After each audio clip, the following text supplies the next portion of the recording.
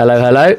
So following on from one of my previous videos on adapting to change, where you're in the education system for all your teenage years and below, and then you kind of climb all these mini mountains as you do your GCSEs, all this stuff. Get to the end of it and you think, sigh of relief, and then you hit with the next 50 years of a new mountain to climb.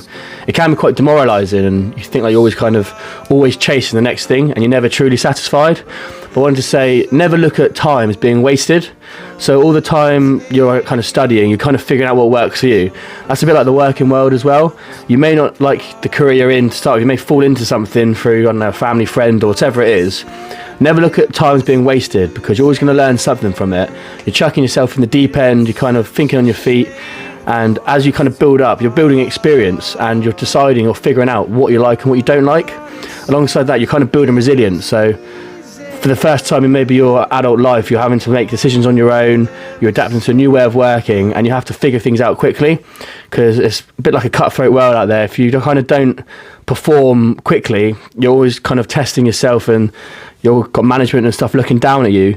It can be difficult and overwhelming, and that's why I think there's quite a large rate of depression or mental health issues throughout the UK and beyond globally.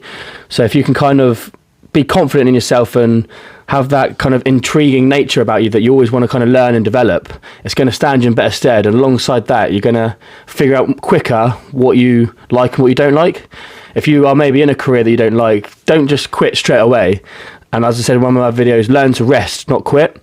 I'd say at least give it a few years, or try and figure out, take things that you like from each career you're in, and then you can kind of almost like jump from one career to the next until you find what works for you.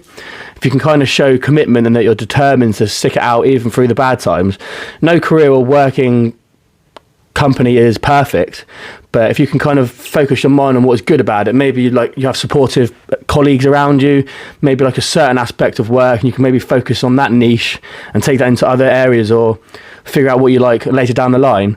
You're building up your resilience as well. So depends what career you're in, but maybe you kind of have to be client facing, and you're maybe scared to speak on the phone. You're starting at the bottom, and if you can kind of get through the difficult stages, you'll look back on it in maybe a year or 5 years down the line and take all those experiences on, and then you can be in a completely new mindset and basically have control of your emotions as well. So yeah, that's all I wanted to say today.